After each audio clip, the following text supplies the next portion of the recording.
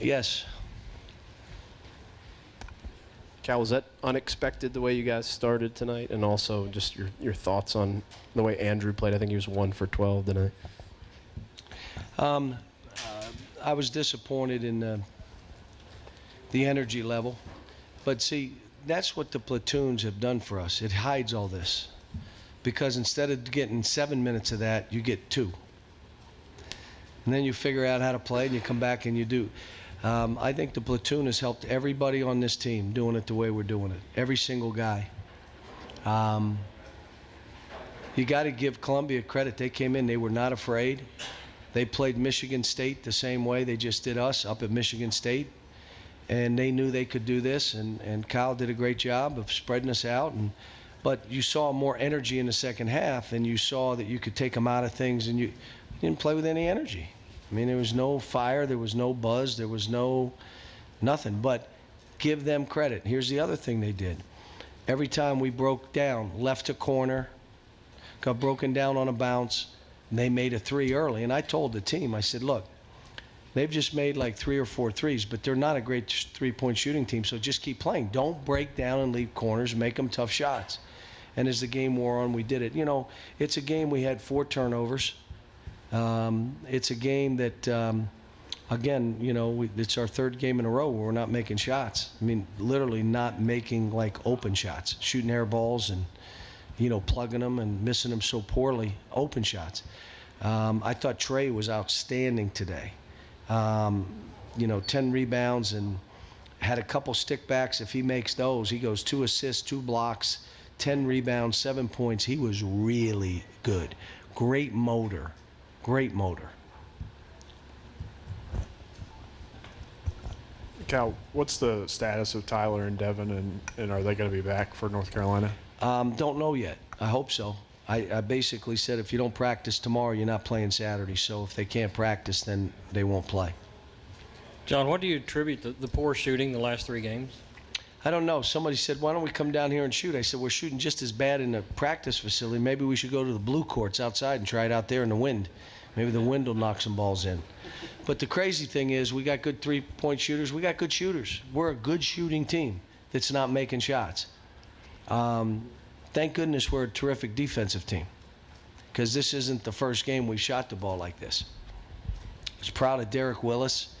Derek right now, if Devin can't play and Tyler does play, then Derek will be the 2 on that team. He'll be the other player. Derek was really good today. I mean, defensively, active, played with confidence. You know, there's just a couple things that he's got to do in the zone to post the ball, but I thought Derek was outstanding. Coach, was there anything today that Columbia did that was surprising or caught you off guard? They made those threes.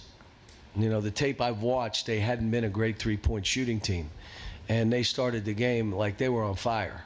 It's 11-0. You just start the game. Thank goodness we had a 3-point play to slow things down and get it back to 8 points. But we didn't, you know, here's the other thing that kind of surprised me. They fought us in the post, and they fought more than our guys fought. They kept us away from offensive rebounds that we could get, except for Trey. Everyone else just accepted being pushed, and that was it. They also, we couldn't fight them for position. So we missed how many 1-footers, and then if you got fouled, the guy goes 2 for 5 from the line. Those are demoralizing plays. And that was based on one thing. They fought, and we didn't fight back. Cal, are you happy with the shots you're getting, and above and beyond making shots, what do you see that you're not doing offensively?